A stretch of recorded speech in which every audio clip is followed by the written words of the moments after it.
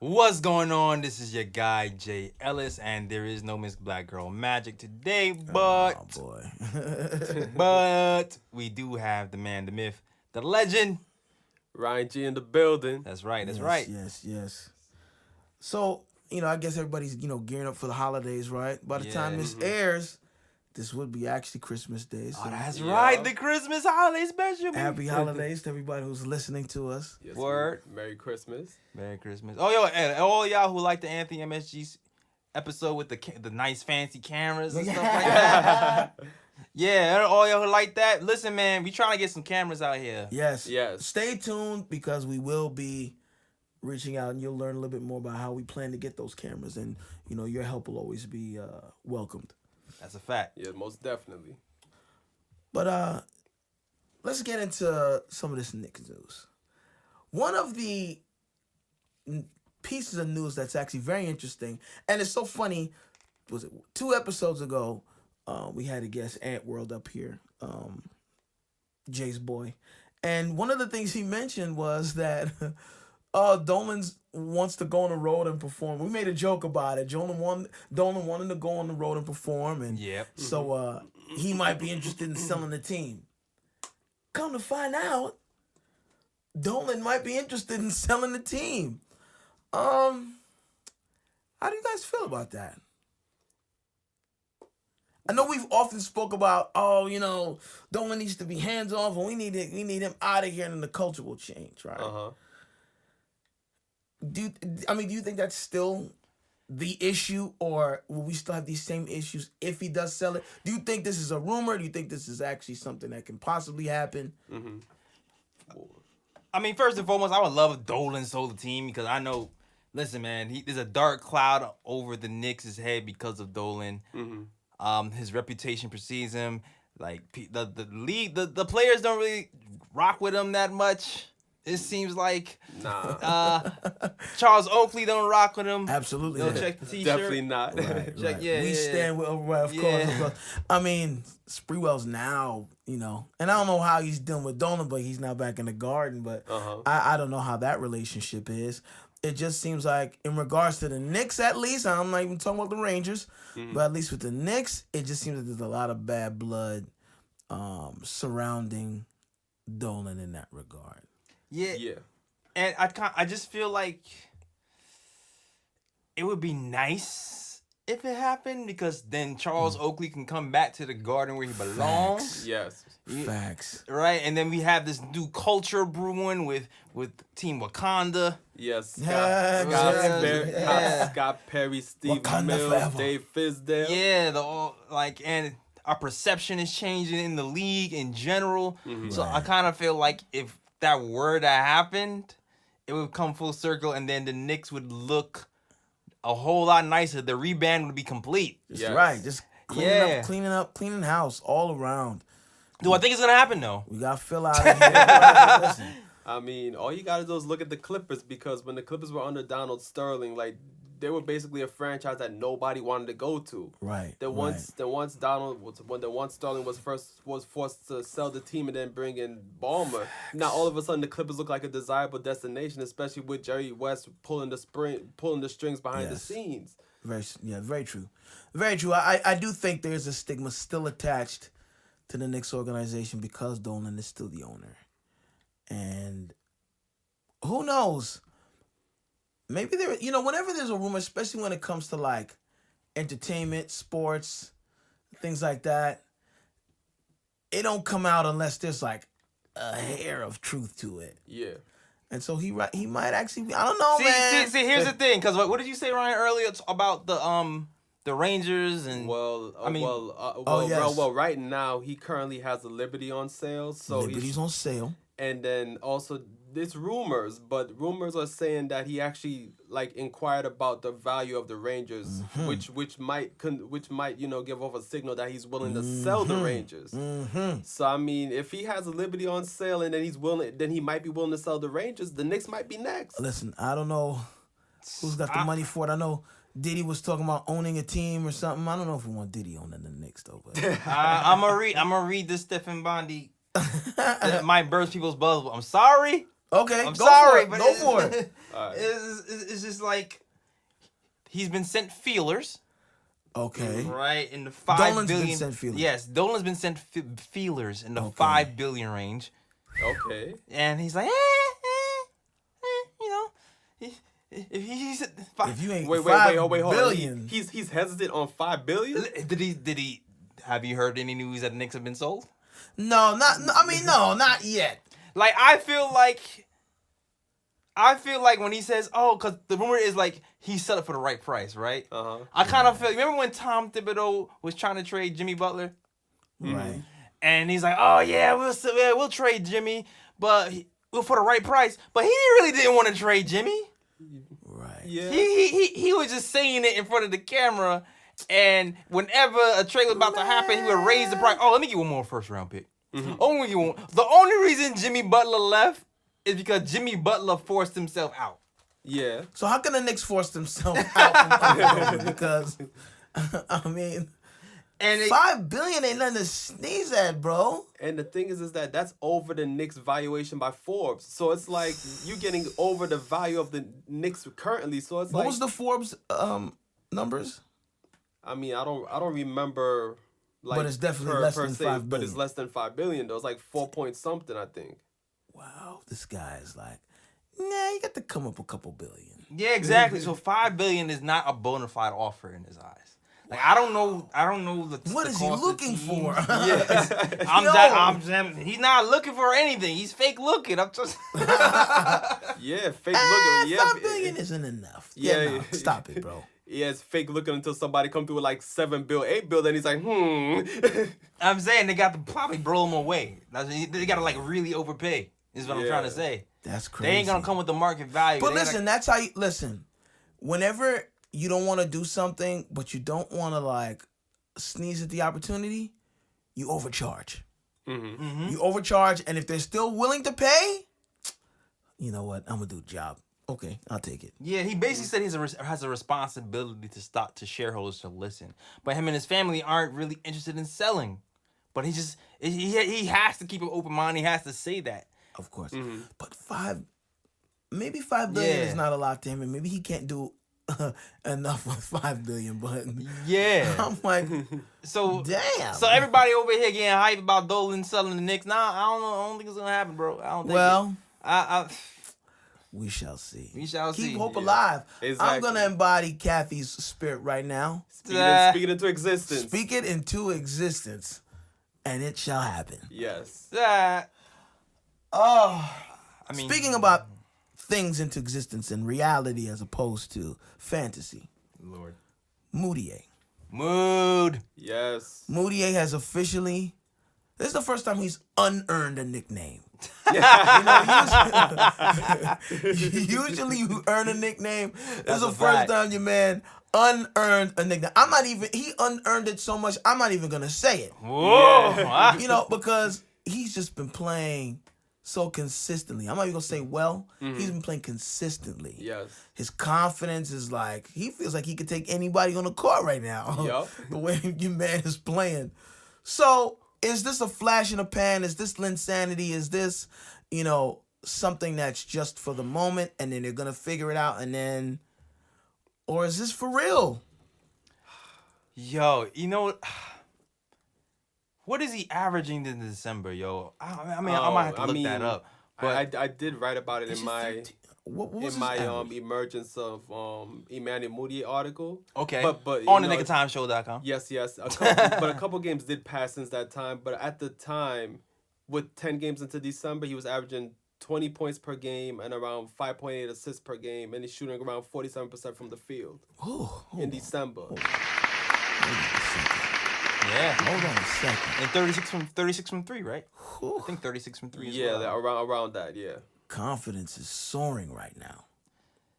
But again, and I'm only referencing Linsanity because he had a really good run, right? Right. But then the defense figured out how to stop him. Make him go left. Yeah, it's. Okay, now. But do you think Mudiay's situation is different? I don't know, yo. Like, listen, man. Here's the thing. You know, there's like a saying where it says, it takes, how many times for it takes like the first time for a good impression to stick, Yes. and then it takes I think 7 times for a bad impression to go away. I think with Knicks fans and NBA fans, That's what's happening. I think that 7 times is multiplied by like how many games you played badly. Exactly. It's true. So if you're doing the math right, he played like a year where he played alright, and then the second year he played like 82 games where he played like poo, right?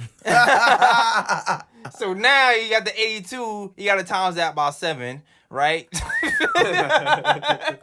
Sorry, I need Foxy Brown to help me do the math with this.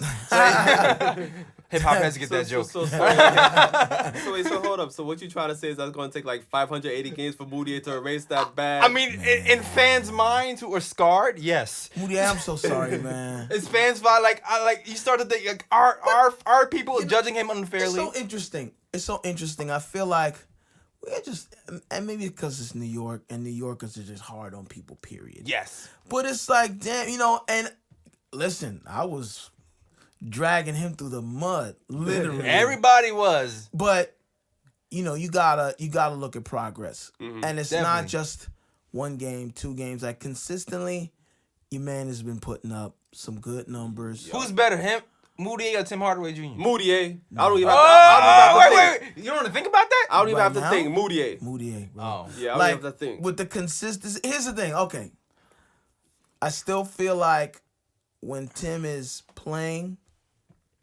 his game, he's a better scorer. Right. But he's not consistent. He hasn't been consistent. He can't consistently be that guy. At the end of the game, I'm comfortable with the ball in Mudiay's hands. Isn't that weird? Yeah. I don't want the ball in Tim's hands at the end of the game. Very often, what he does, especially when they're down, I understand he feels like he's, quote unquote, the veteran on the team, and he wants to put the team on his shoulders and let's do this. You can't run back on a fast break. The defense has probably been set back up. There's 4 defenders, and you run and just pull up and shoot a 3, bro. Yo, that Hawks game. That's exactly what I'm thinking about. Yeah, I know you're talking about that Hawks game. Okay, everybody knows Knicks lost to all these crappy teams this week. The Hawks and Horrible Knicks. and the Suns. Yeah, were. And who else? Well, the Cavaliers. The But that was last week. Yeah, exactly. But that Hawks game was a good example because when we was watching that game, I was watching it and I saw the Knicks were in trouble, and I had this weird voice in my head saying, "Give the ball to Mudiay." Yeah, right.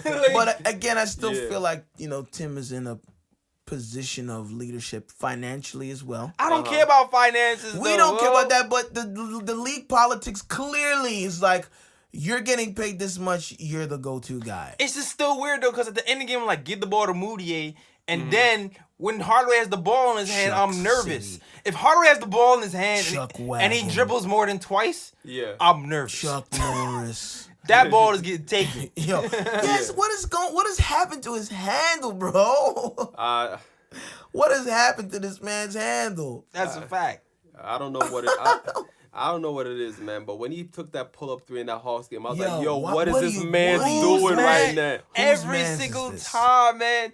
And it's like, dog, like you haven't learned yet about the shot selection. Trust what I'm But saying. and then he always says, "Yeah, I need to do better."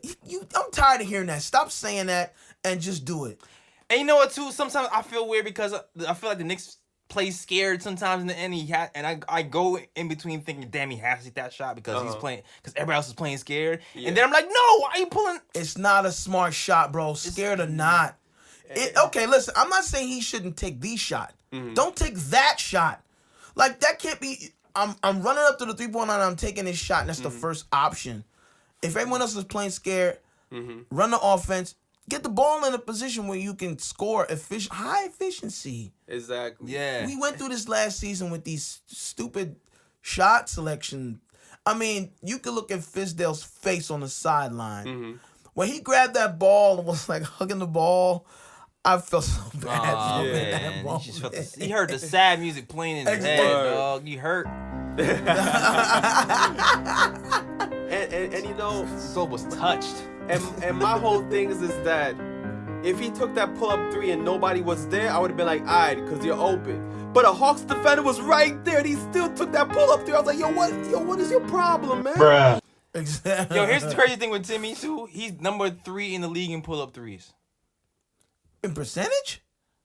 Or just taking? No, like in percentage, like hitting them. Really? Number 3 in the league in pull-up threes. Okay, but all right, listen. Again, I'm not saying he shouldn't take that shot, but when there's four defenders, bro, and the guy he shot, he wasn't even squared up. Nah, it was a bad shot. It's a bad shot. Yeah, it's third in the league or not, and exactly. pull up three. Nah, third in the league.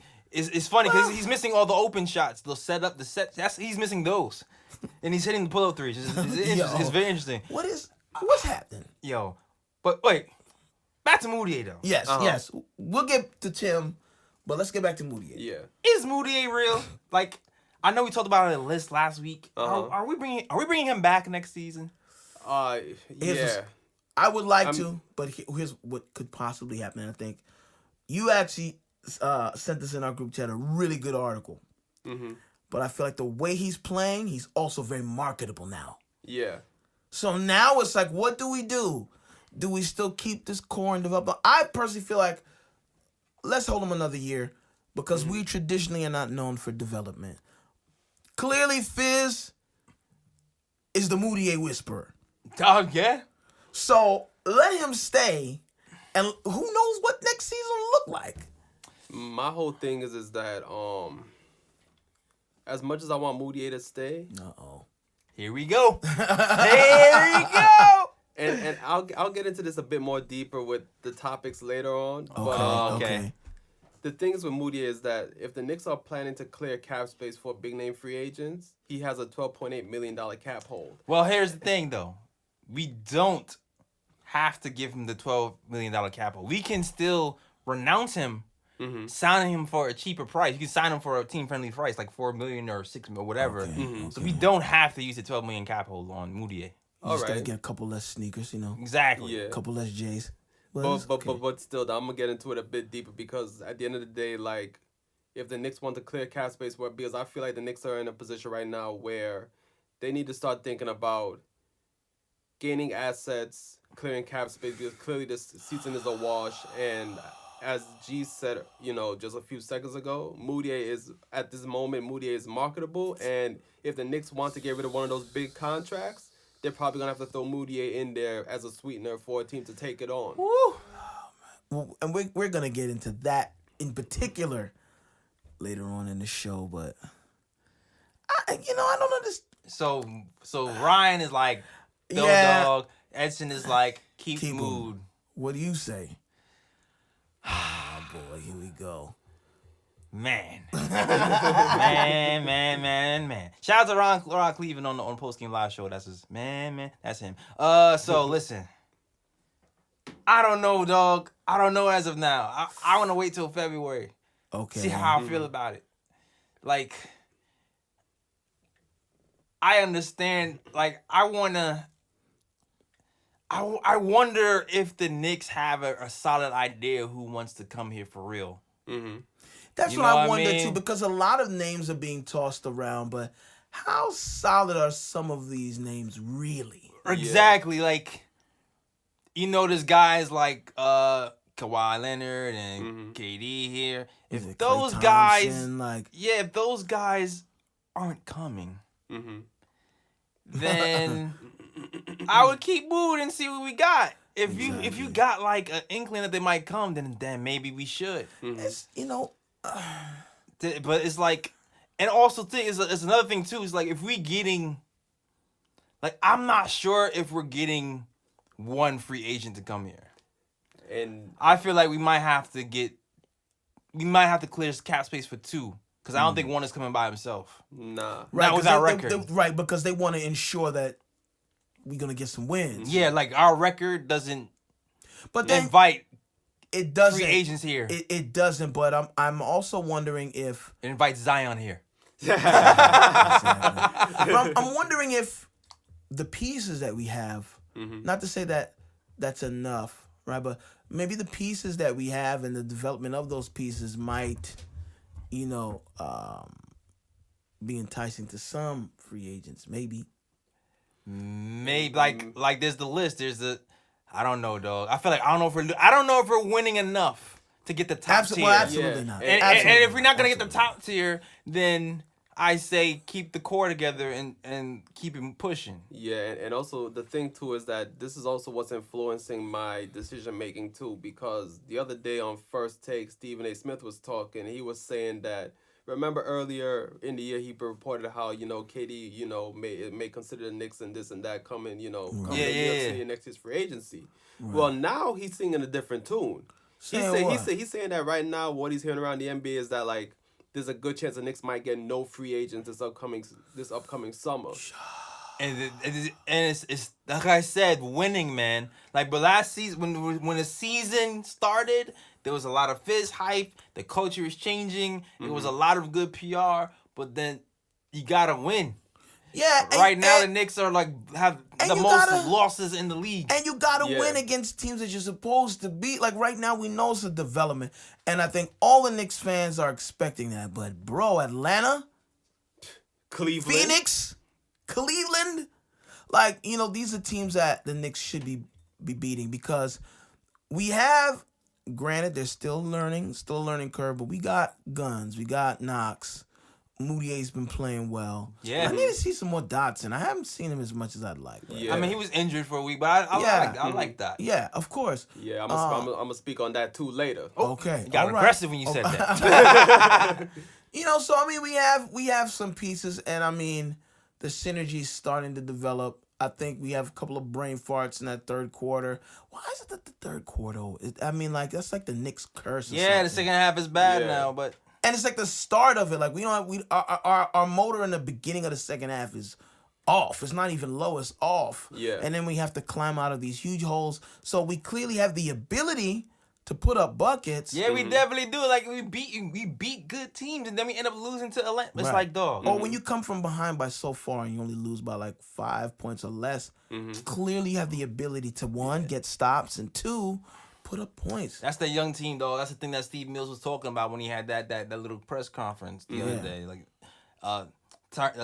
test of a young team. Young teams are inconsistent, man. Yeah, it is what it is right now. That's true. So wait, Mudiay scores 30 points in his last 5 games. Yes, 3 times in the last 5 games. 3 times.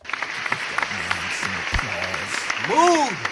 And Ryan would trade him. And also, and also, well, I have a master plan. That's why. Okay. But was this like your last year's plan when you wanted to get LeBron with Dwayne Wade and Carmelo? I mean, Hayes. Ain't a brother got a dream sometimes. But as I'm saying, like, what makes that most impressive is that before this season, Moody only had 2 30-point games in his whole career. Yeah. Your man is stepping up. But that's it. Listen, when you put the task and they give you the challenge, you got to meet it. And that's what he's doing, I feel. Mm-hmm. He's doing what you're supposed to do with that opportunity, and he's making the most of it.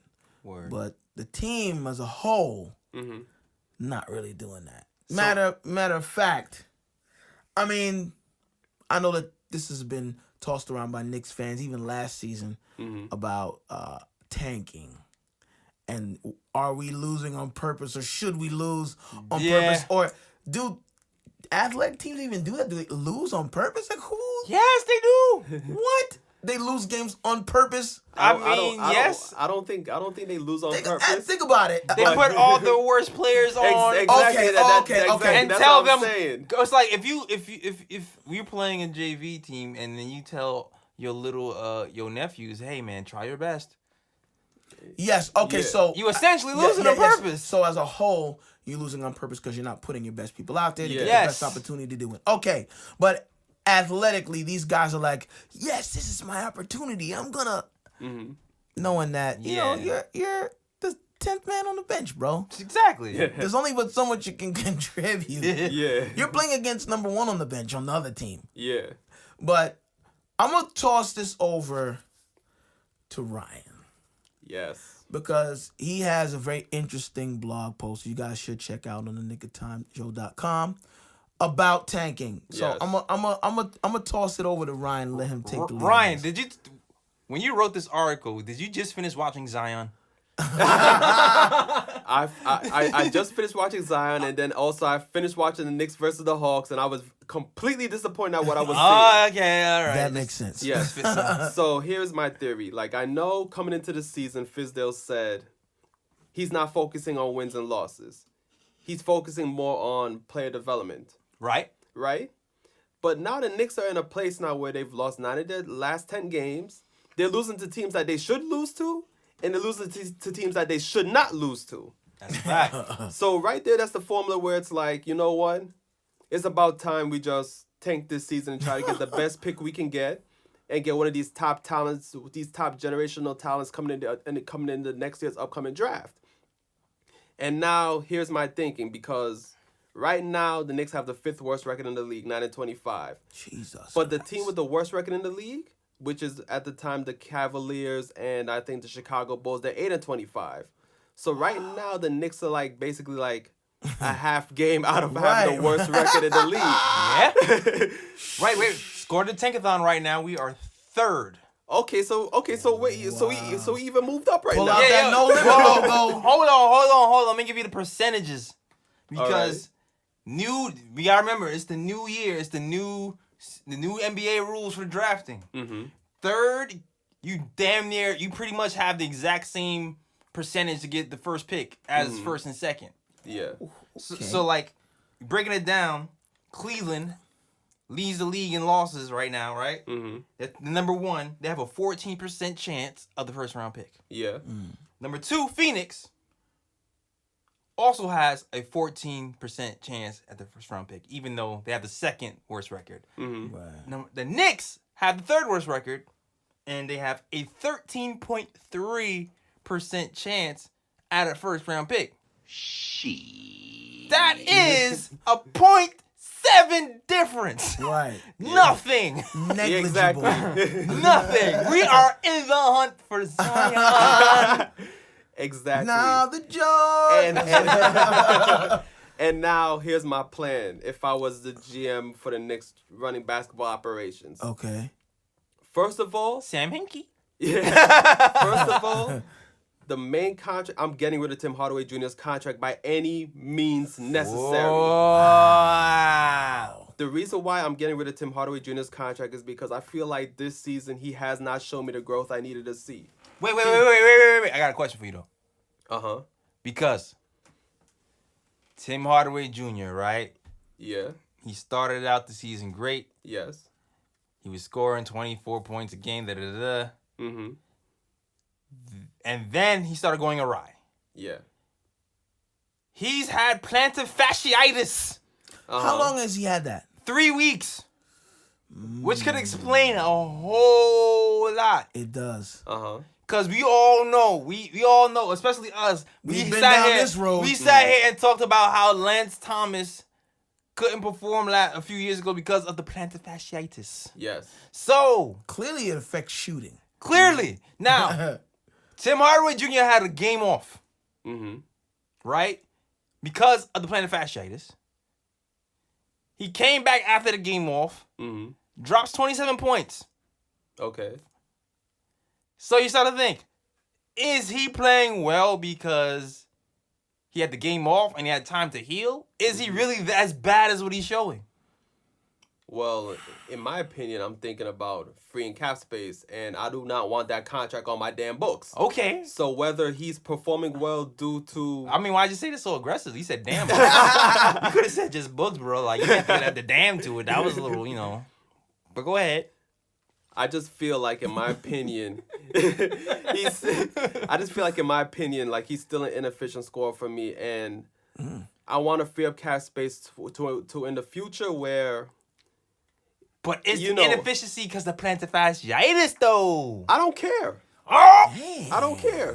I want that $70 million off the books. Period. Damn. To me, he's too inefficient of a scorer, and his defense isn't still not that great. So you're saying he's not worth that 70+ mil? Now, not at this moment. No. would you be upset if his plantar fasciitis healed and now he's an efficient scorer on The Bulls. the Bulls. Let it happen, and still I don't care. No.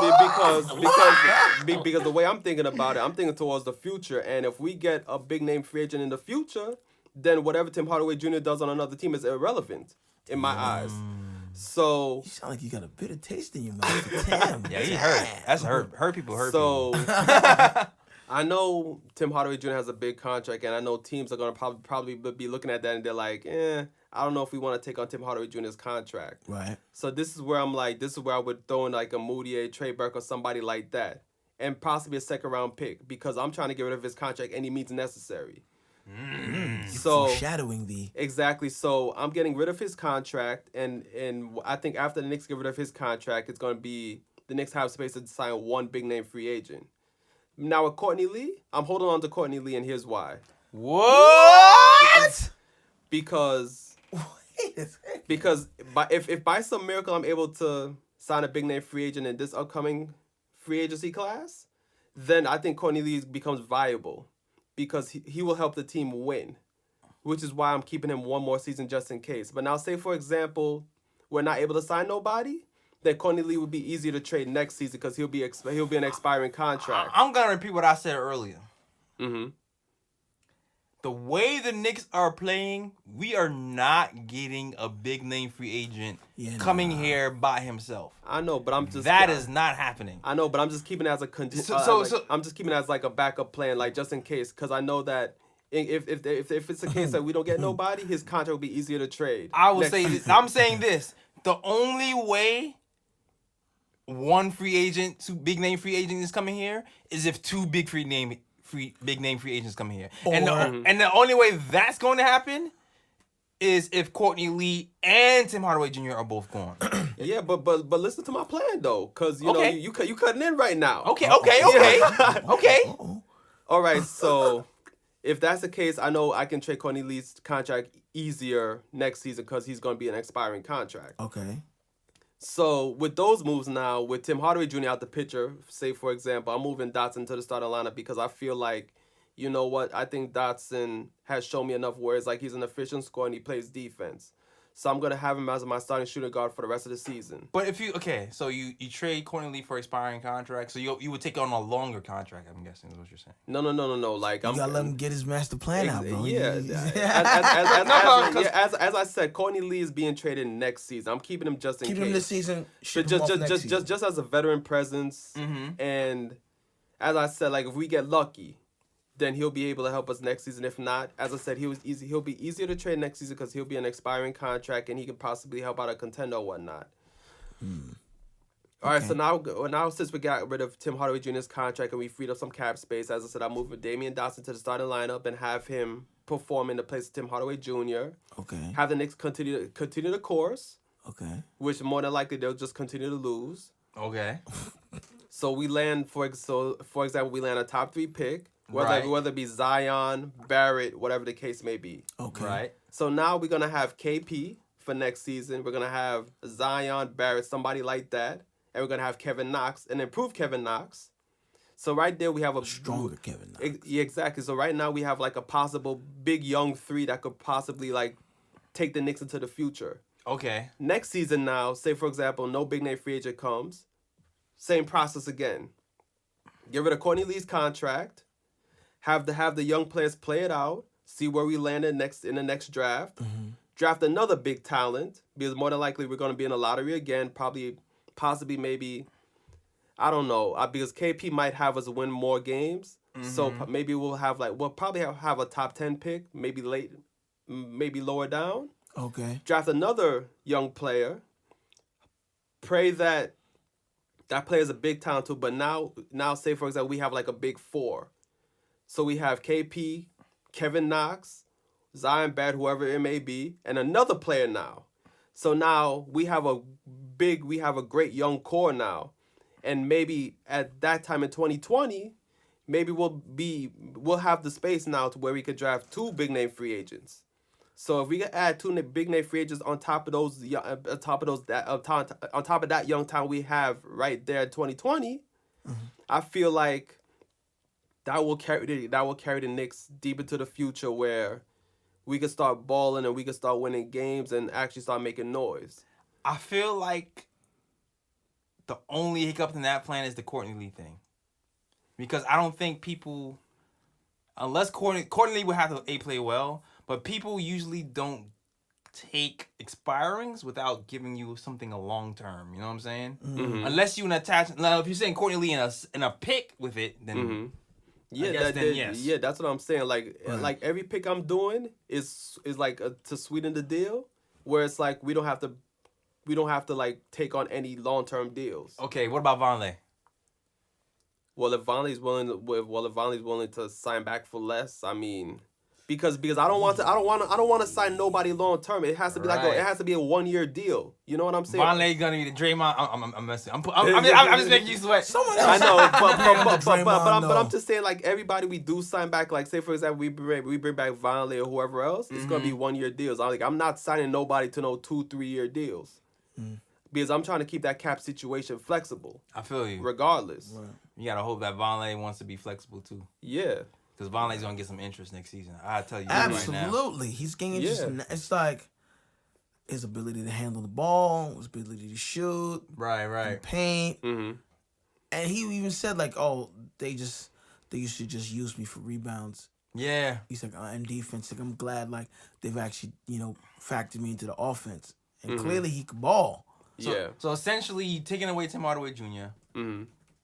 and you're hoping for a big name free agent. But if no one comes, you're signing role players for a 1-year deal. Yeah. And then pushing Courtney Lee the next season. Yeah. Okay. I mean, it's logical, and I'm saying that because the Knicks don't always practice logic. I mean, I can see that as a scenario, to be honest. And it ensures each year that we get a good pick in the draft and get a good, selection from there. Facts. I don't know. I mean, Is there anybody off that's untouchable? Well, I mean, Yeah. the only touchable guys like KP, Kevin who Knox. else? Kevin Knox at this moment, I wouldn't trade Kevin Knox for nothing. I would keep what him and about have him Trier? develop.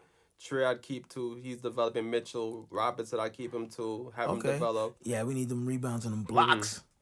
And I know a lot of people shaky on Frank, but I'm not going to give up on Frank yet. I'm going to keep him. So that's so interesting. So you'll keep Frank because of his youth Yeah, because instead of, a Tim Hardaway Or a Mudiay or a Mudiay. who's actually performing? Yeah, but Mudiay, like as I said, if I want to get rid of Tim Hardaway Jr.'s contract, I might have to throw in somebody that's actually worth. I like, see. So you know what don't I'm want to saying? get rid of Mudiay, but you're Yeah. trying to package Tim with somebody that looks Exactly. attractive to other teams. Yeah. You know what? Let's get into the Jabari Parker thing. Let's do it. And that's why I was trying to find a way to segue. But let's just jump right in. Because I think with the Jabari Parker scenario, right? Jabari Parker costs $20 million, and Do they have a $20 million team option or something like that? yeah, Yeah, team Jabari option, yeah. Jabari Parker. So if you don't know right now, the Bulls are shopping Jabari Parker, right? He's costing $20 million a season. Right. He has 2 seasons left on his contract, this season and next season, but there's a team option. Yeah. So if we end up trading for Jabari Parker, we can let him go. It's essentially a salary dump. It's essentially an expiring contract. Yeah. So, now Tim Hardaway Jr.'s contract, I believe, is what, 17, 18 million? 18. Yeah, about 18.2 or something like that. Right. 18. Mm-hmm. So we can trade Tim for Jabari 1-to-1. Mm-hmm. Really? Yeah. Well, yes. And if the Bulls did that, and if the Bulls actually agreed to that, it would be very stupid. Well, yeah, but I mean, I mentioned a little earlier about the article that we were reading. And in it, there were 3 main scenarios, I think, right? It was 3. The first one was that. Oh, shout out to Simon Beer. Yes. This is his article. Yeah. The initial scenario was that, but it wasn't 1-on-1 though. It was like Tim Hardaway Jr. and a second round. Right. It was Tim Hardaway Jr. second round pick. You know? Yeah. So it's like, okay. Right, because then that would make the 20. He's 18. Right. Okay. How much is the second rounder on the books? I'll look that up real quick. Keep So, going. how do you feel about that? Do you think that that's attractive enough? And let's taking into account Tim Hardaway's production, the fact that Tim Hardaway's hurt. Yeah. Does that hurt his chances of being moved around? Because getting that contract off the books would just be like a weight lifted. Yeah. But how Especially because realistic? he's a trade. Tim Hardaway is a trade kicker too. Yeah. That's why the trade kicker, 15% or something like that. Yeah, 50% trade kicker. How do you feel about that? Do you think that's even possible? Or is that going to be attractive to enough teams? I mean, if it's me, if I'm the Bulls front office and the Knicks offer me that, honestly, I wouldn't take it. Honestly, because that 50% trade kicker is gonna have me like, and then on top of that, it's like, yeah, you offering me a second round pick, but it's like you have to give me another player to go with that. Like you have to give me like a player that's worth it. You know what I mean? Like, I don't know, me personally, if I'm the Bulls, I'm not taking it. But if I'm the Knicks, if I could get away with that, I would be like, sure. Of course. It's like, when you see the moves at the negotiation table and they like you write a number down and then they slide it across the table and the guy looks at it and goes, and then slides it right back.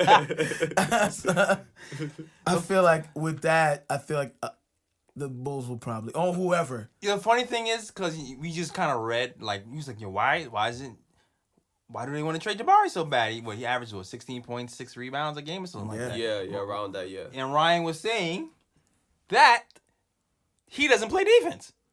So that's the other thing. So that's the other side of this coin. Yeah, okay, cool. Let's just say, in Alice in Wonderland, they accept that, right?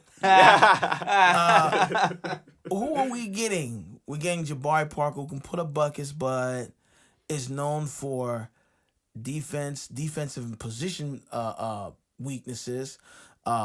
He's not really quick enough on the perimeter, not quite long enough in the paint, and we need defense. We need stops. We need stops. Yo, like, can you imagine? But here's the thing, though. It's essentially a salary dump. So if we can get Jabari Parker here to clear cap space to get a big name free agent. Yes, then it makes But that's true as well. But I'm just saying, can you imagine a front line of Enes Kanter and Jabari Parker? Two offensive and non-defensive playing. I mean, we kind of already have. I can't imagine that. Listen, the Knicks right now starting lineup has the second worst defense in the NBA per 100 possessions. That's the starting lineup, man. So, you asked me if I can imagine it. I don't have to imagine it. I'm looking at it right now. Yeah. I'm just saying though, because the Knicks may have the second worst defense of the starting lineup in the 100% as you said, but I'm just saying, like, with Jabari Parker coming in now with Enes Kanter, the Knicks will go from second to worst. You know what I'm saying? Put him on the bench and cut him in the summer. Very true. Yeah. It's not about playing time, dog. It's about not. The money. We're really trying to clear the cap space. Money. And that's really the bottom line. And I also think that Jabari Parker would help us in our tanking situation as well. So, right. So that's one scenario to consider. The next one, Courtney Lee, Mood, and a second round pick. I personally am not happy about this one because I'm personally not happy about this one, and I know that it probably would be. It could potentially be a good situation for the Knicks, depending on who we get. But I just feel like Mudiay should be here to develop further. I feel like he could develop into the point guard that we need. He's starting to show signs of that. Yeah. So Courtney Lee, sad to see you go, but I think he's definitely one that needs to be moved. One for the direction we're going in. Yeah, I just wouldn't package Mudiay, man. Yeah, man. That's when it gets tricky for me too, man. That's when it gets tricky because, of course, we all know Courtney Lee doesn't really fit in his team. We already have all these guys here who kind of like shooting guard guys that play his role. Really. Yeah, like Dotson to me projects to be a better version of Courtney Lee. Yeah, that rebounds. Yeah, right, exactly. And like he's less tentative too. Right, like he doesn't head fake you to death. So you, so you're thinking, all right, I would do Courtney Lee, second rounder. Okay. Mm-hmm. Mudiay. Oh man, it's I feel like that's an asset to hold on to for right it now. might be. It might be like it. You think about it. Mm-hmm. Right. If I knew someone was coming for sure. Right. But then how do you know that? You Exactly. can't. Like the way, like you said, Stephen A. Smith is saying the whispers are going silent. Mm-hmm. So it's like, if I knew someone was coming, I think I might do it. Mm-hmm. Especially if it's like a Kyrie where we're gonna need a point guard anyway. Yeah. Right.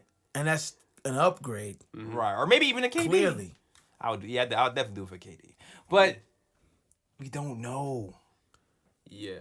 And I think differently, obviously. Of course.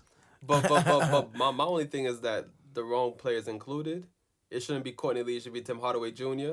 Yeah, but that almost mirrors what you were saying. I know, but But I don't think that's gonna happen. But here's my only issue with this because I feel like Courtney Lee's been a pretty good servant to the club.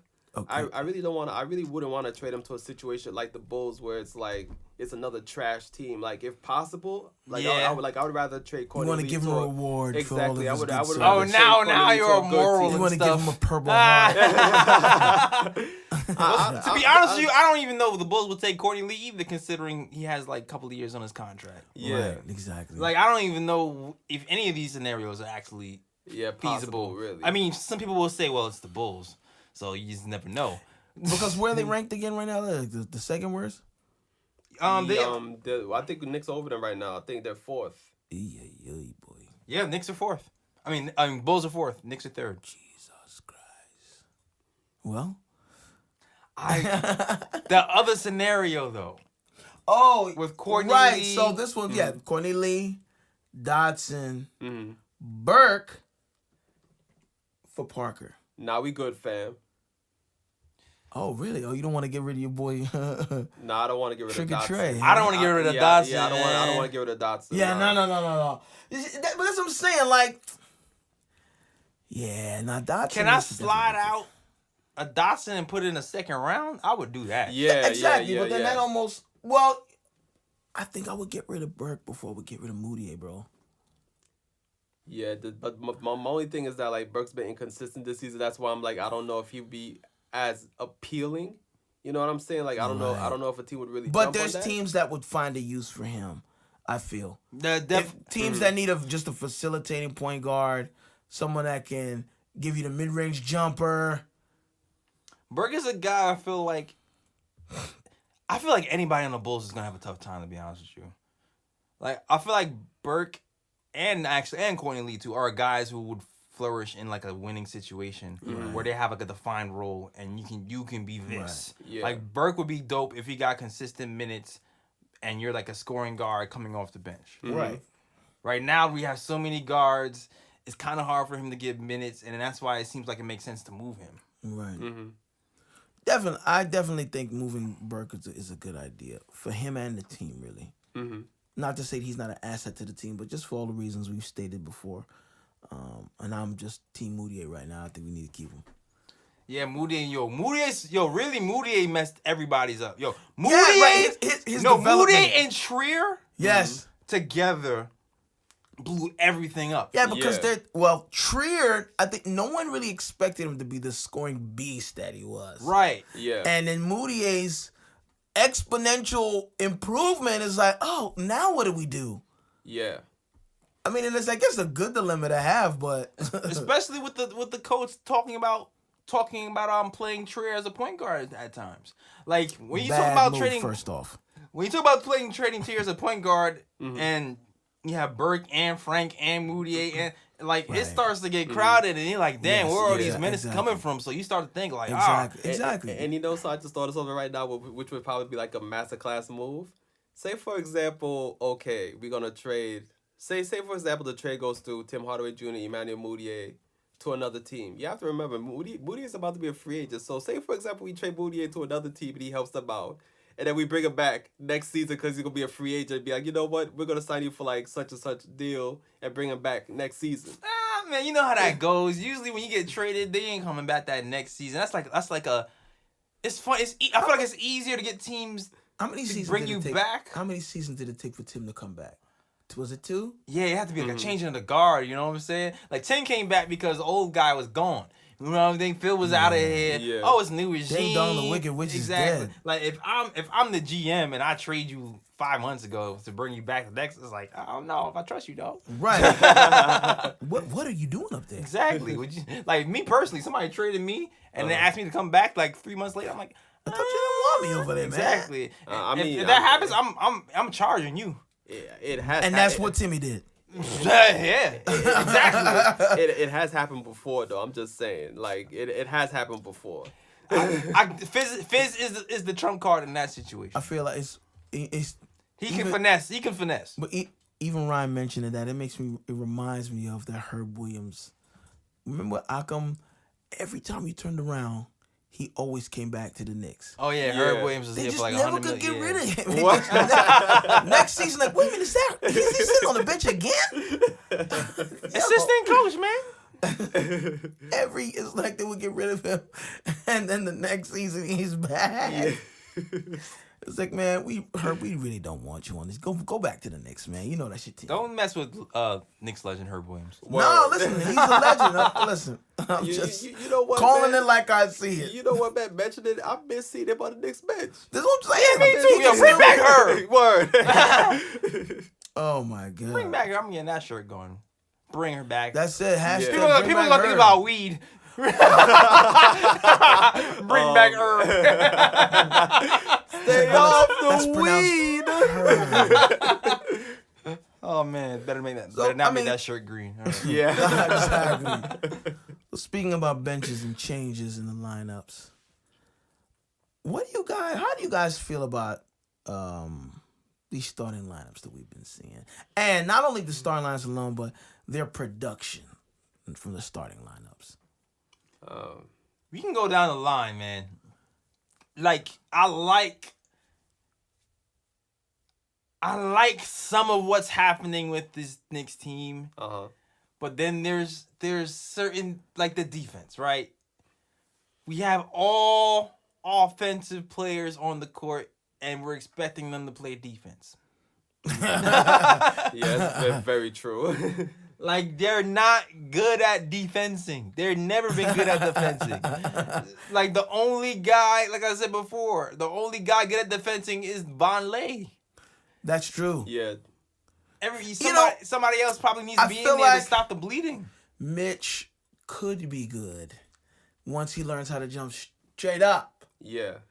Because his recovery is so quick, man. Like, but just jump straight up, man. Anyway. Yeah, but I like Mudiay on the offensive end. Yes. Yeah. Tim Hardaway Jr. On the offensive end, sometimes. I mean, well, for this last month, I have not liked him on the offensive end. Yeah, he can come off the bench. Yeah, but I don't know if it's a plantar fasciitis or what, but he hasn't been doing well. Kevin Knox, though. Improvement. Yeah, can we get an applause for Kevin Knox? I'm getting Of course. it. Of course. He woke the up. Yo. Kevin Knox has been balling ever since that whole thing about Him being soft. him being soft and motor. Like, he's stepped. What is his numbers the last 6 games? I know he's scored 15 points. If you go to ESPN.com, they'll be able to tell you like, I think previous 10 games, I think. I'm pretty sure he's been averaging close to like around 18 for the last 6 or 7 games. But I guess Ed's gonna look that up. But I love what Knox is doing on the offensive side of the ball for the most part. Like, I love how aggressive he's been. Yup. I love the 3-point shot is immaculate. He's shooting for 42% from 3. Yo, honestly, that dude's jump is beautiful, though. And it's funny because I think we talked about it earlier in the season. When he was missing the jumpers, it looked beautiful. Yeah. It looked all like it was in line. He was just hunting them. He was shooting them a little too much. Yeah. He's ended up mixing up his game, going inside and out. Yeah. Obviously, the coaches told him that they want him to be more aggressive going to the hole and finish stronger. And as a result, he's trying to facial. Everyone Yeah. pause. can. Go into the hole. Pause. Well, that's not All a right, no, pause. you got it. All You right. told it the first time. You got it. So,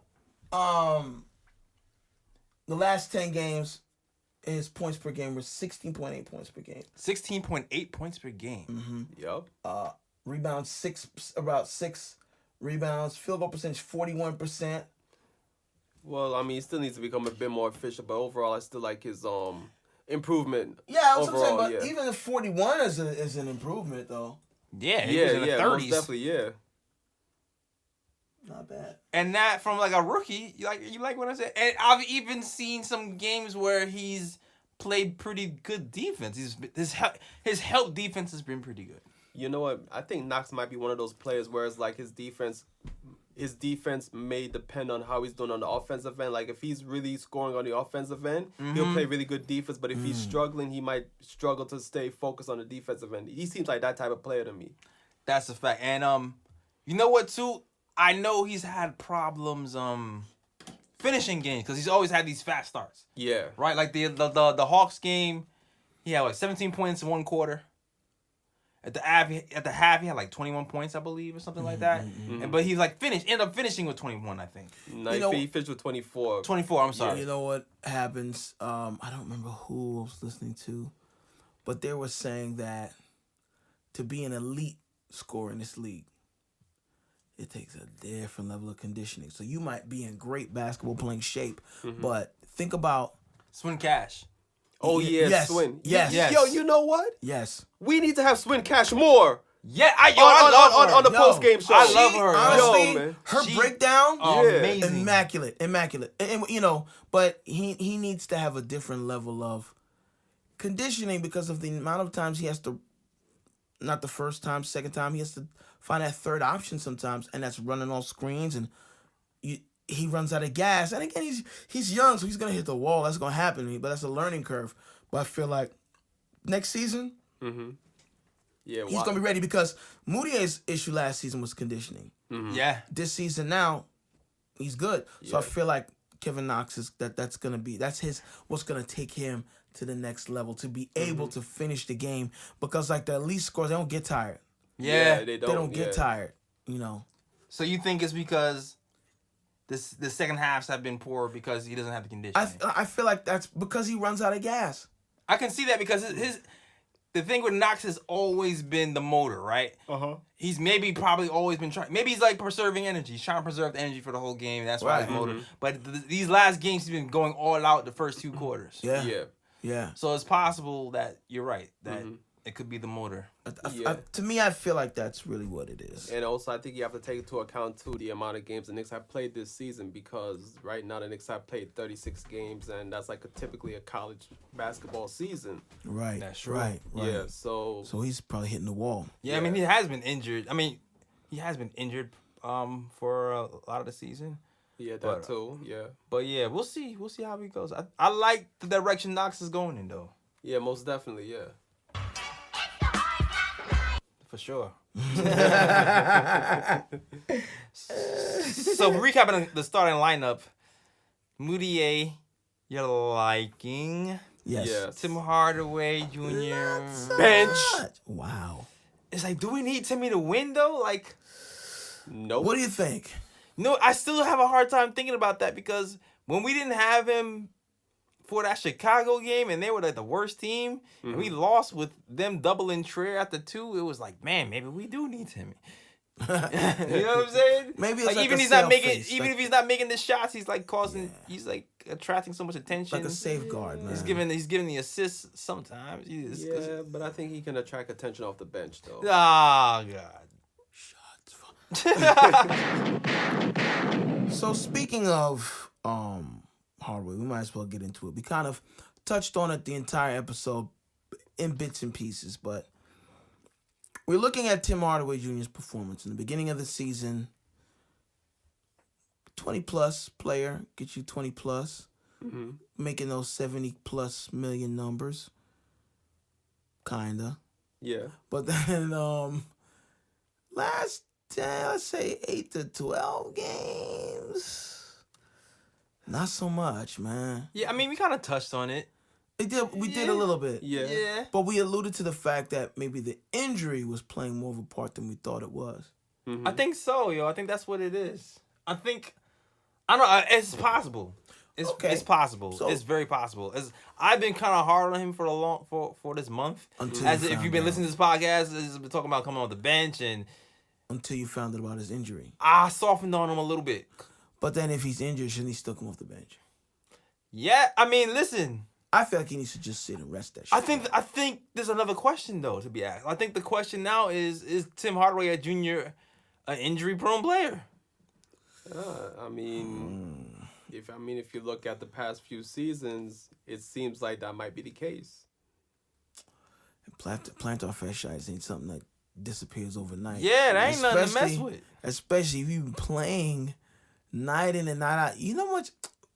And I kind of want to give him props too because it's not easy to play through that. Okay, here's because I've had it actually. I played with it, and it's easy to play, to play with it, but it's after you stop playing and you sit down. So basically, plantar fasciitis. This is the bottom part of your foot. This is what's sore. Mm-hmm. And then what happens is it like shortens somehow. First, no, people listening on SoundCloud and iTunes. Yes.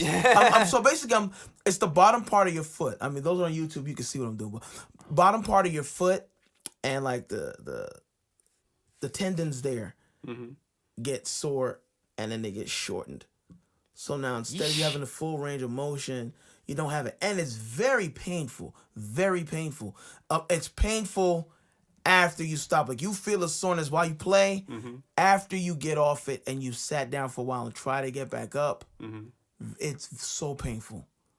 So I can see how that could be. And and that's me playing recreationally. Yeah, you can imagine the NBA speed. Yeah. For sure. And the frequency that they got to play. And the way Fizz wants them to play. And that also kind of explain, too. That can kind of also explain how Timmy has to kind of warm. You notice Timmy has to warm up. Like, his shots don't usually fall in the beginning. Mm-hmm. Yeah, right. So that's the thing, too. That injury, the way they say to really help fix it, to rehab that, you have to roll something on the bottom of your foot.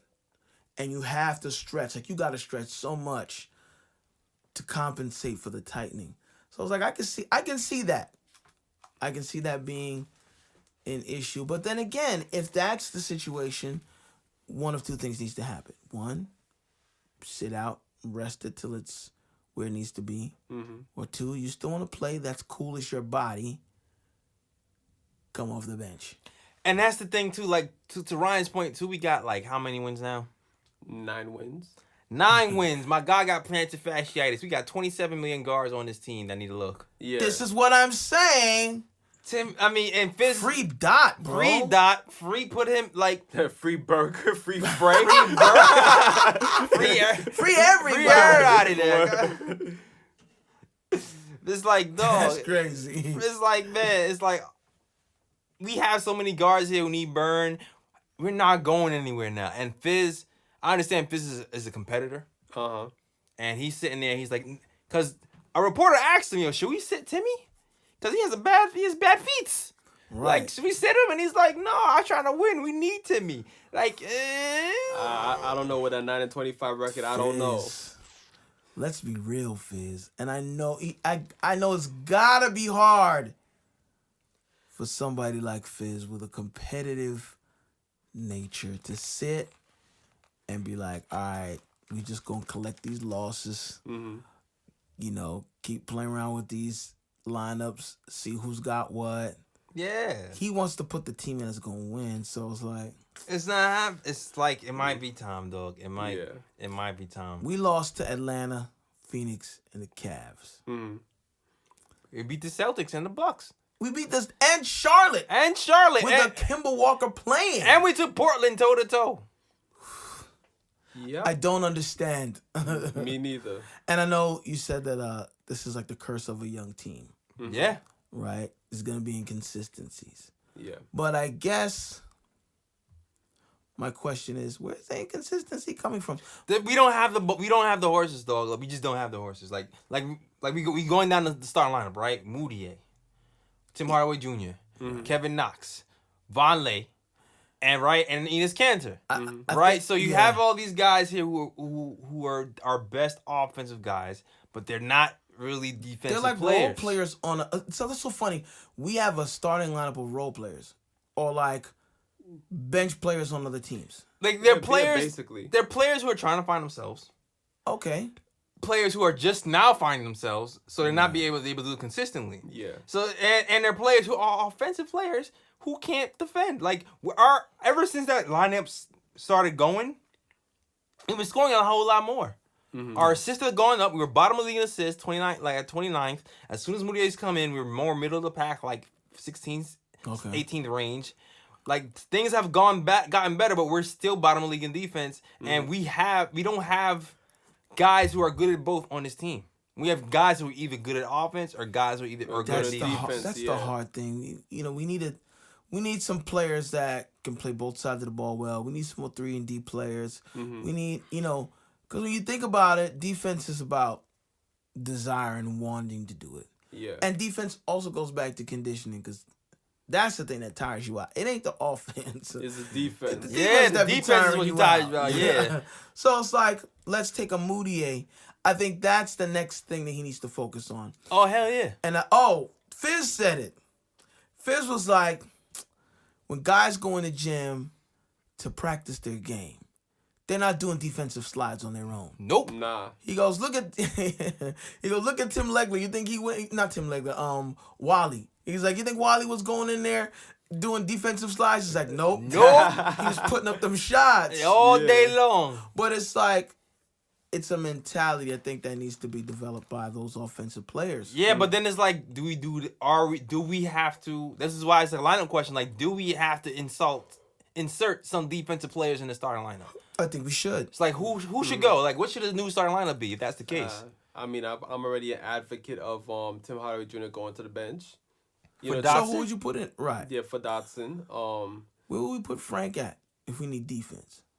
I mean, to be honest about it, like I think right now Frank is kind of shut out just because Mudiay is playing so well. No, I wouldn't even put him at the point. I would even.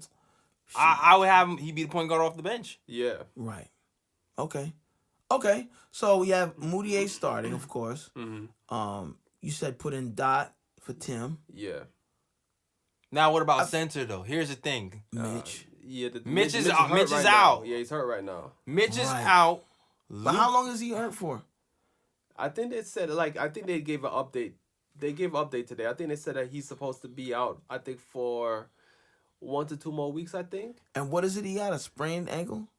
Yeah, he has a high ankle sprain. Yeah. And I know they said Trier's coming back on Christmas Day against the Bucks, so we're gonna see Trier. Of course, on he wants to Tuesday. play on Christmas Day. Oh yeah, of course. So what about this? What about Enes Kanter? Here's the thing too. Luke Cornett came in and gave us a win versus the Charlotte. I like Luke. I like Luke too. He's been playing well lately. I like Luke. Our defense have been so bad that our coach has been playing zone. Yeah. Yo, okay, so let's talk about that for a minute. What game was it that they played zone? The Charlotte game. The Charlotte game. Yeah. And granted, we won that game barely. We lost the lead.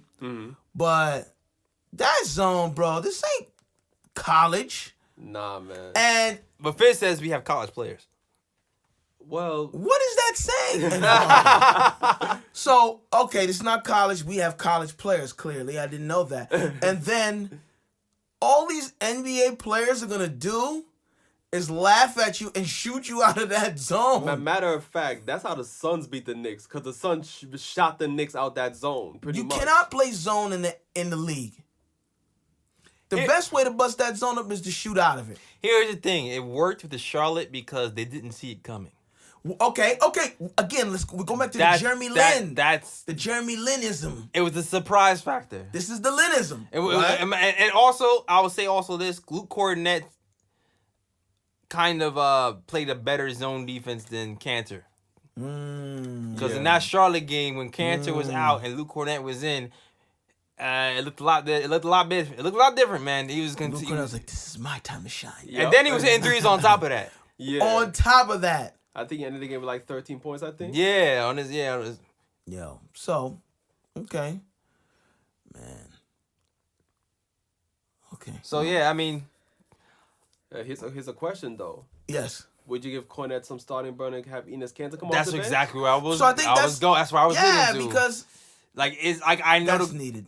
I know the coach isn't gonna do it right now because it seems kind of abrupt Yeah. to have a guy who was just in the G League just start over you Yeah, as but soon as he guess gets what, in. Though, like right now, okay, and I guess this goes hand in hand with the tanking idea, right? If that's truly the direction that the Knicks should go in, yo, throw him in. What at this point? What harm is it gonna do?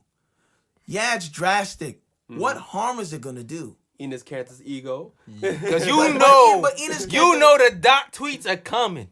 But here's the thing: Enes Kanter, quote unquote, is a team player and wants to do what's best for the team. Enes Kanter is in a contract. Yo, Gerald, let me ask you. Ed, yo. Yes. He called him by his government, man. You want to tell you my bad. No, that's Ed, cool, man. Yeah. Let me ask you a question. Okay. If you knew that you had to pay a certain amount of minutes and get a certain amount of numbers to make a difference between $10 million and $1 million. Oh no, of course. I want those extra minutes. I need that 10. Exactly. Are you gonna be like, well, you know, Luke Cornette should get minutes? Okay. So for example, right? Like, if there was gonna be an extra $9 million, if my next $9 million was on line for me, and Ryan's gonna start over me, Ryan, I'm sorry. so if he doesn't play a certain amount of minutes, he's gonna get dropped down to the it's gonna be very hard to come to the negotiating table next season right. If your numbers is if your numbers is down. Right. Of I course. mean, I still think it's possible to where you can start Cornette and have Enes Kanter play his usual minutes, though. It's just right. Because Because that's a situation that's happened also. Like the person who starts, you can still balance out the minutes. Like he can still get those minutes, still get his 10. You know, but he just doesn't start.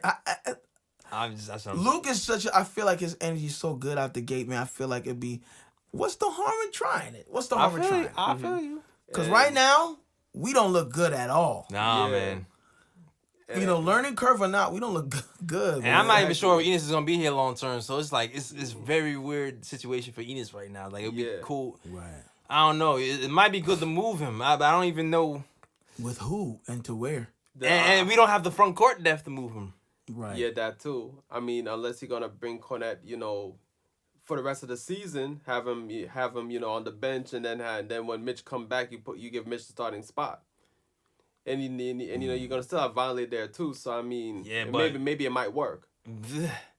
It works. Listen, man. Mitch, first of all, has weary. He's the ticky tack injuries he has, man. I don't know. If I could count him to survive a whole season. When you look at his frame, and he can't stay out of foul trouble, man. There's a couple of things. When you look, first off, he's very tough, so I like that. But when you look at his frame, it's very easy to bump this guy off his center. It looks like. Yeah, that's one. Yeah, like when he played Blake Griffin. Oh boy, Blake Griffin threw that dude around like a rag Blake doll. Griffin was like a tree, and he was just moving. Man. So that's the first thing. The other thing is the foul trouble, and using his hands to play defense. Slide your feet, jump straight up. Mm-hmm. And granted, he's been getting better, but it's gonna take some time. So I don't know, Right. man. So again, there's a learning curve. So we need to take all of these factors. It's kind of tiring when you just want to watch the game, but man. all these factors you got to take them into consideration when decisions with lineups and who's starting and eventually who's gonna get moved around. But you know, matter of fact, y'all can keep talking for a while because an idea just rose to me right now. I want to check Isaiah Hicks' stats in the G League. I see what you did there. I see what you did there. So what you're just saying is, I see what you did there. if we do end up moving Enes, slide Isaiah Hicks, bring him back up. Yep. He has a two-way. We haven't even used any days on him yet. Right. Yep. Right. 45. When is the 45-day mark? How many games have we played so far? Like 30? Yeah, we played What, 36. 30. You played 36 games. So another 6 games, we can have him for like the whole season pretty much. Because like, right? Is it a two-way contract? Is what? It's like 45 days. Yeah, though. I think it's 45. Yeah. It's not 45. I'm thinking games. So maybe that won't work. but do you want to know his stats in the G League though? Yes, please. What it? In 29.3 minutes, he's scoring 16.4 points a game. Okay. 50% from the field he's shooting. Ooh. And let's see, 7.8 rebounds a game. Not bad. 1.8 blocks per game. All right. In the G League. Well, it's the G League. Right. It is still the G League, but Exactly. it's a nice little sign. Yeah, it is. So we may have some options there. We may have some options. And you never know, too. We also have a two-way contract available as well.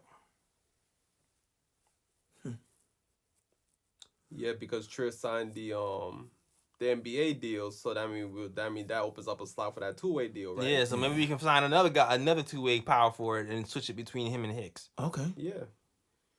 That makes sense. Yeah, so maybe it's a possibility that Kanter could be moved. Maybe. I don't know what deal would look like with that for that though. I don't know if you get like a pick back, like a second rounder back. I don't know. Right. Because right now Kanter will still give you a consistent double every game. Yeah, like he could definitely help a playoff team. Yeah. No, of course, definitely. But that'd be interesting. Mm-hmm. So yeah, that starting lineup, man, I would switch it up. I think it's time to switch it up. I think there's no harm in it at this point. That's what I'm thinking. Get some defenders in the starting lineup. Yeah. Because it does two things. One, it gives other people chance to show what they could do. You can kind of gauge where you put them next season. And two, it might get us some wins against teams we're supposed to beat. I don't even think games. We'll see. This we gotta win. Stretch that's coming up is gonna be brutal, dog. Here's the thing. But Very. for you to say that for this market to be marketable to free agents, like you said, we gotta be able to win something. Even at least we gotta be able to beat the teams we're supposed to beat. Yeah. That's a fact. So it's like, Or at least show some KP. Yo, KP's supposed to be coming back soon. Or not coming back soon, but they're gonna reevaluate him in February. Yeah. He started. Hold on. That's definitely good news. By the way, I don't know if you guys out there in YouTube land can see the Porzingis hat that he's rocking right now. Yes. Custom design. Go to thenickatimeshow.com. Get that merch. We got bags, hats, all of that. Shirts. Word. Look at this. Look, I mean, he's rocking everything right now. Exactly. The We Stand with Oak shirt. Oh yeah, man. He came carrying his computer in the fizz bag. Yeah. So Yo, show that to the people right quick, man. Fist bag on deck. You know what I'm saying? Yeah, man. Listen, this is all for the camera too. I'm pocketing everything for a camera. We need a new camera.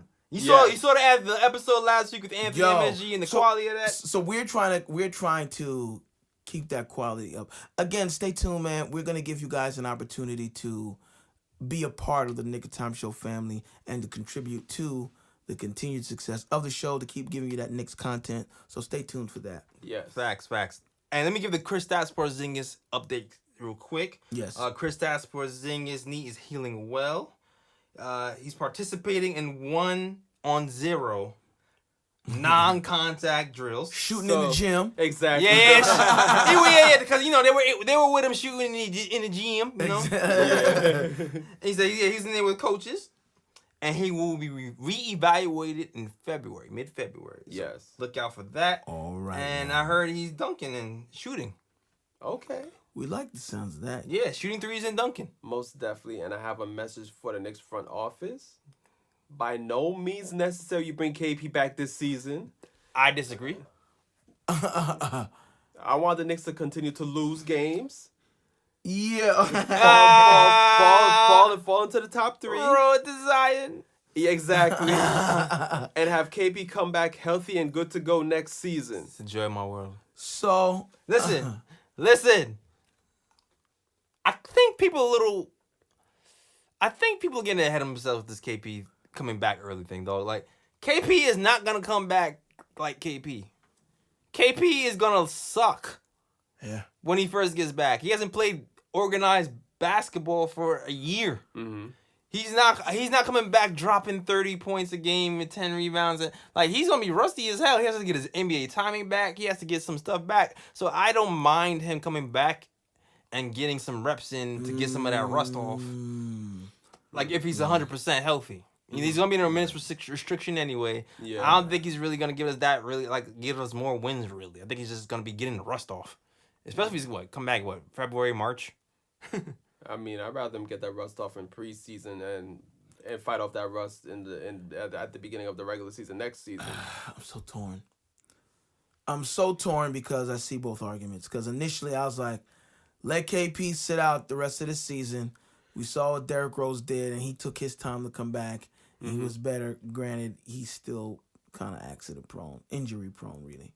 But he's playing. He's out right now. no, now he's good. Now he's good. He's cool right now. Yeah. Now he's good. I mean, but that's the Knicks story, you know.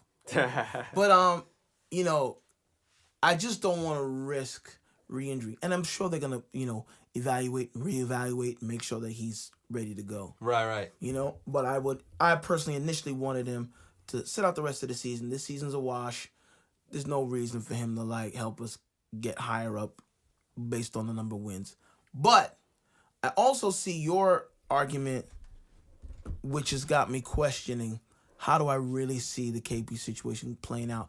Because getting those NBA reps in, he's going to need getting his timing, and not just his own timing, but his timing in regards to everyone else and where they like to be on the floor. And that's the other thing I was going to say, too. I feel like seeing KP with these new pieces around him. Exactly. It's like it's gonna kind of gauge on like, okay, who fits well with who. Because right now we got Cantor in there with Vonleh, and like you have KP in there with Vonleh. That's a whole other story. Yeah. Ooh. That's a pretty good combination. So you start to think, okay, these guys who need defense have KP in there. Now he's a defender. Mm-hmm. All right, let's see how that group works out. Let's get some reps in because we don't know. Yeah, Mm-hmm. I agree.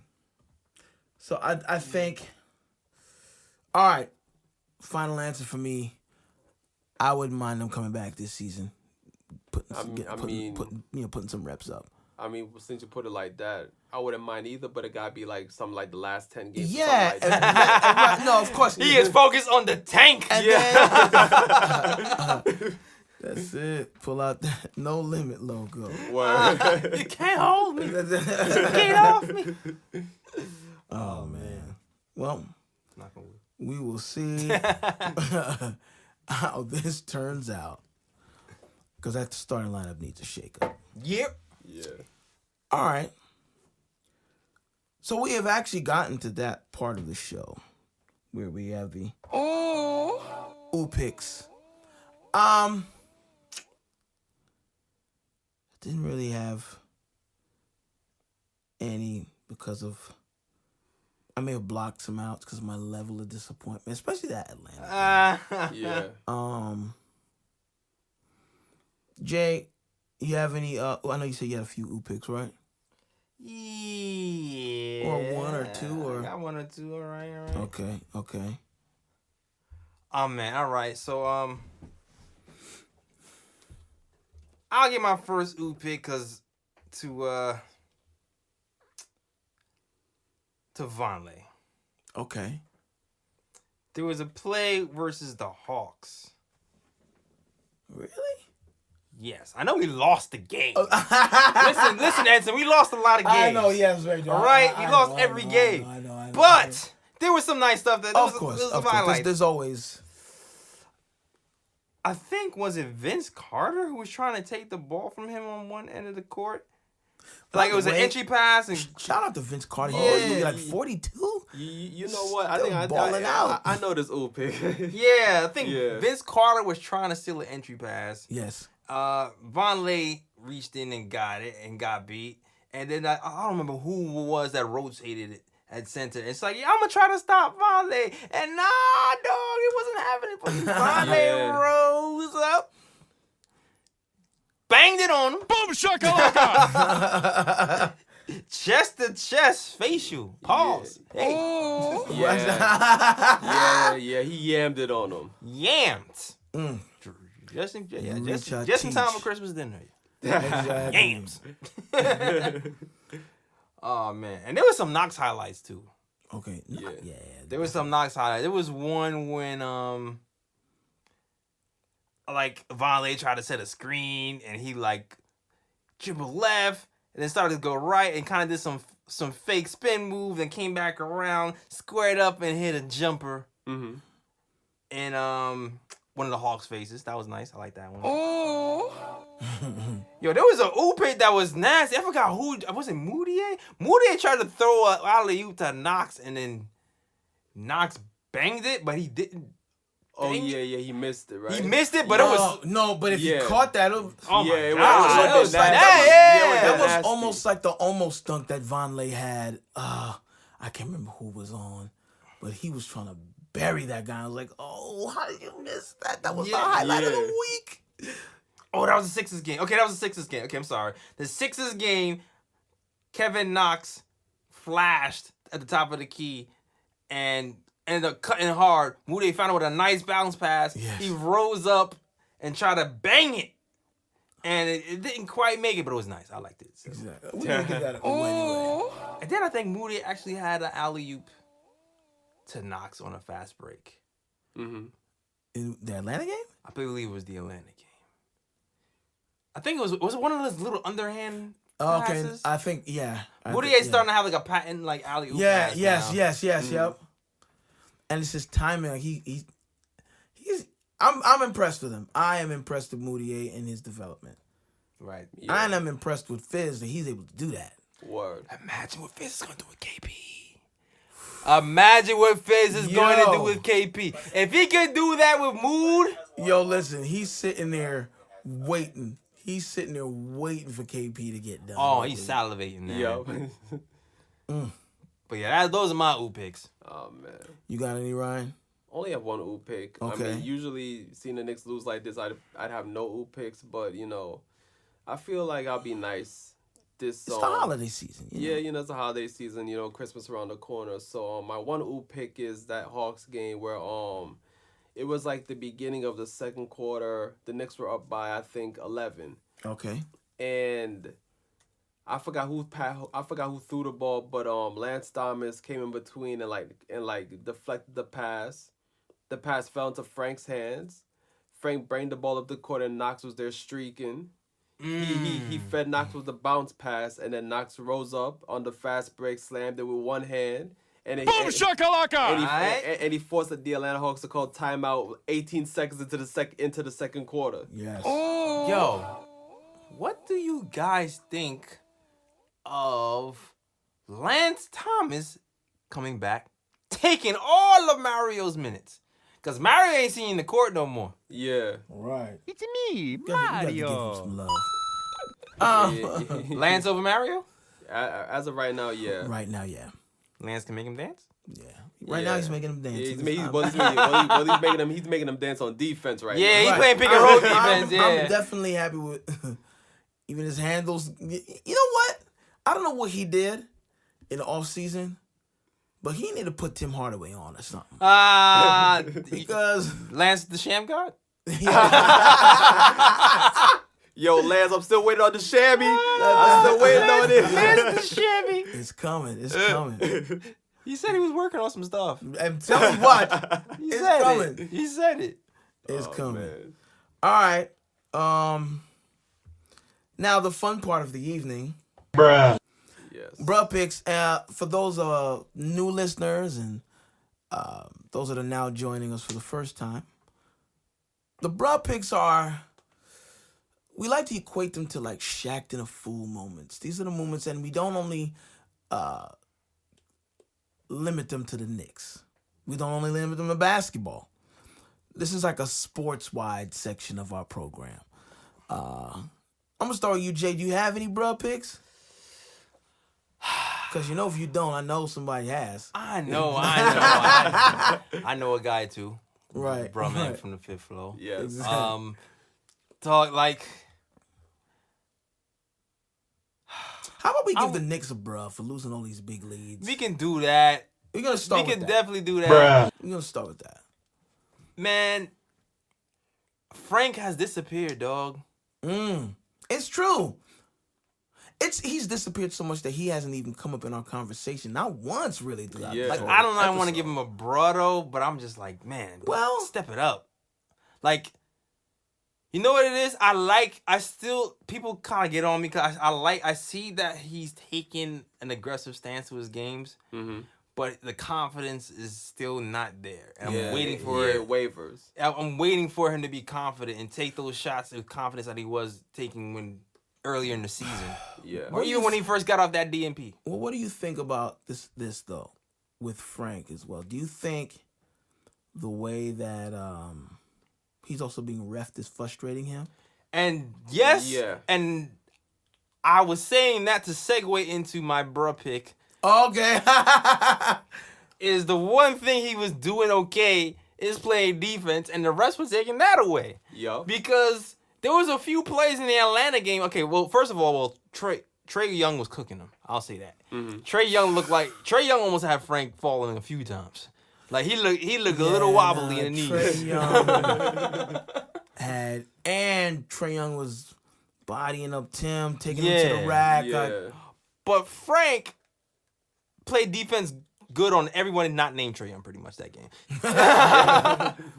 And there was one play, I forgot who it was. He went up and blocked the dude. The dude fell down, and the rest called foul. Yeah, and he's like, that was all ball, dog. I'm like, no, yes, I remember. And it was all ball. And I was like, that's a bro pick. For the ref. For the ref. Okay. And the thing is, after, like, I don't think I've seen Frank show so much emotion before. So he was so pissed off. Because he was getting the bad end of those calls for a couple of nights in a row. Yeah, and I think Frank is a fairly quiet guy. He plays his game. If he fouls you, puts his hand up, he acknowledges that. Sometimes Frank thinks he didn't foul somebody, and I'm like, dog, you mauled him.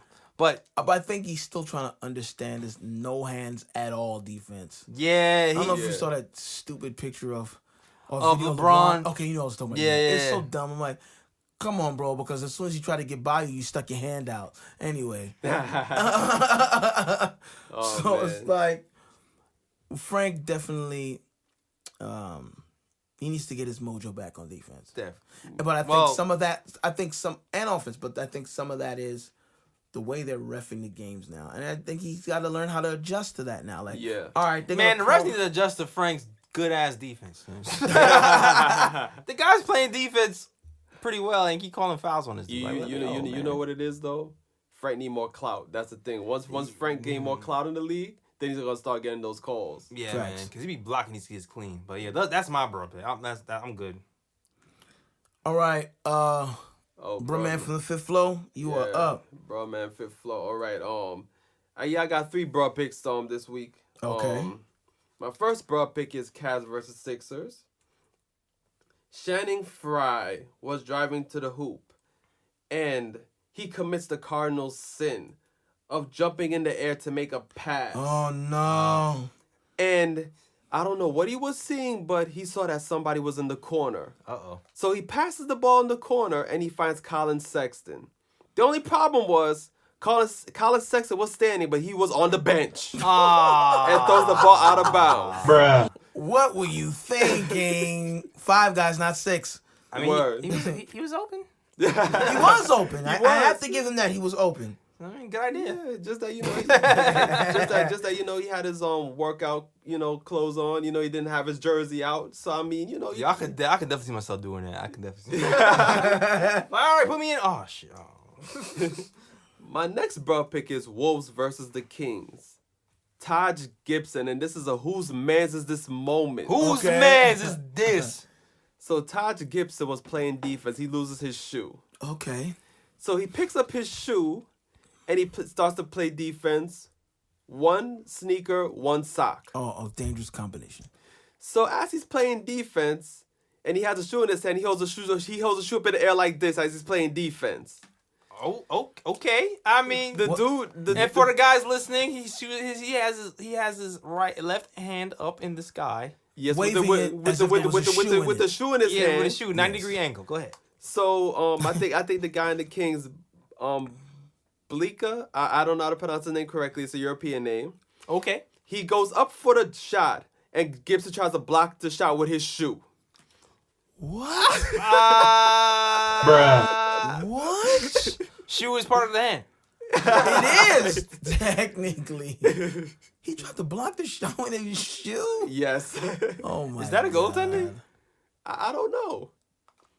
And the funny thing was that he altered the shot to the point where the dude missed the shot anyway. Wow. That's crazy. And the refs did nothing? Nope, the refs ain't called nothing.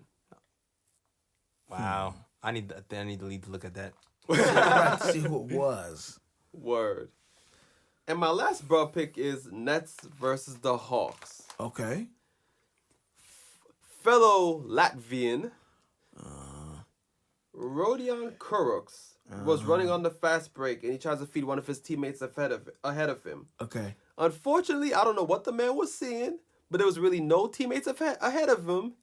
He throws the pass, and he skies it into the air, way out of bounds. Bruh. UFO. Oh my God. You Oh my God. fucking. Oh my goodness. Ah, Well,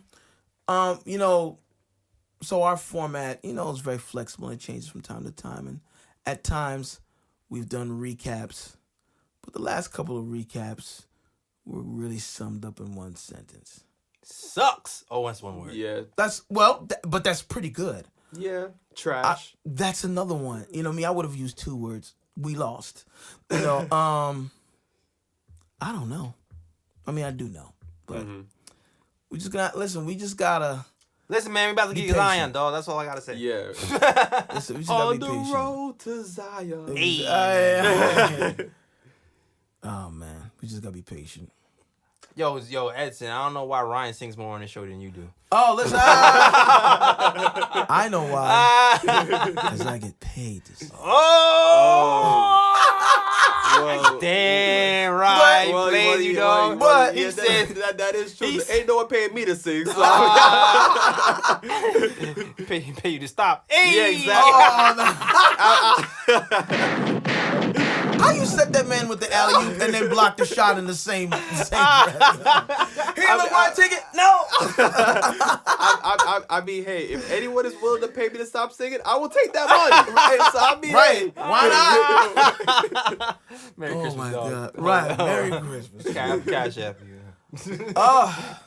Oh man. Well, that is the end of another fun episode. Facts. We get social media time.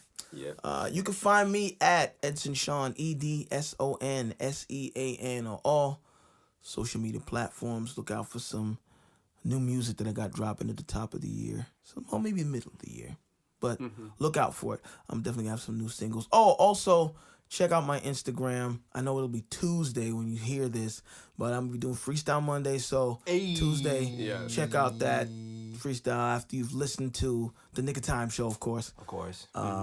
Yeah, Jay, where can they find you? I'm about to get some bars ready. I'm gonna battle you. I'm gonna have Freestyle Tuesdays on JL's Drawstings, right? About everything Edson to say, I'm gonna say it better on Tuesday.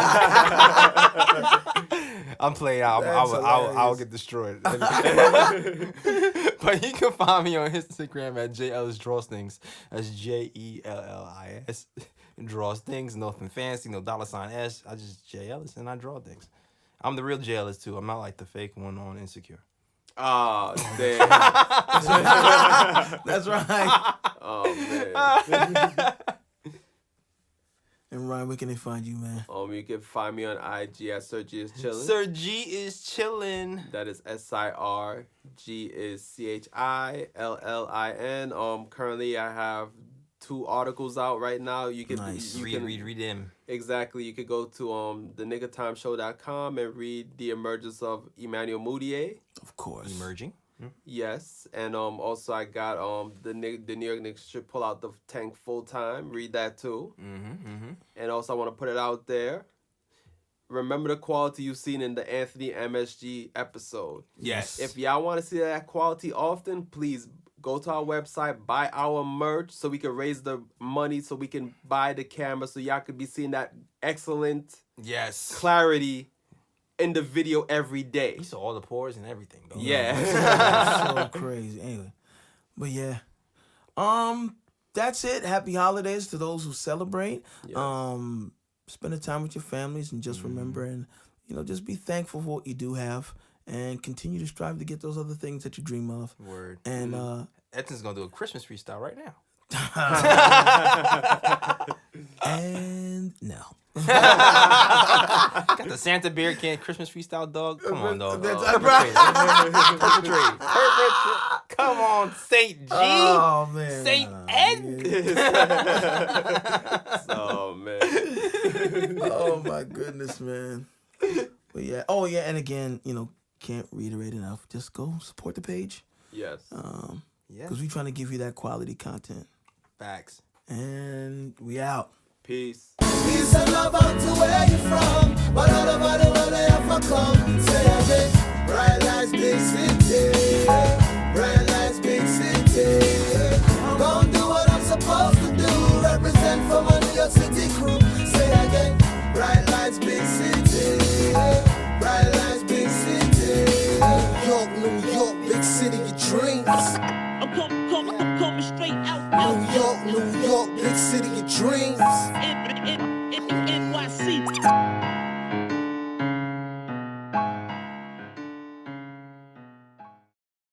Christmas time is here.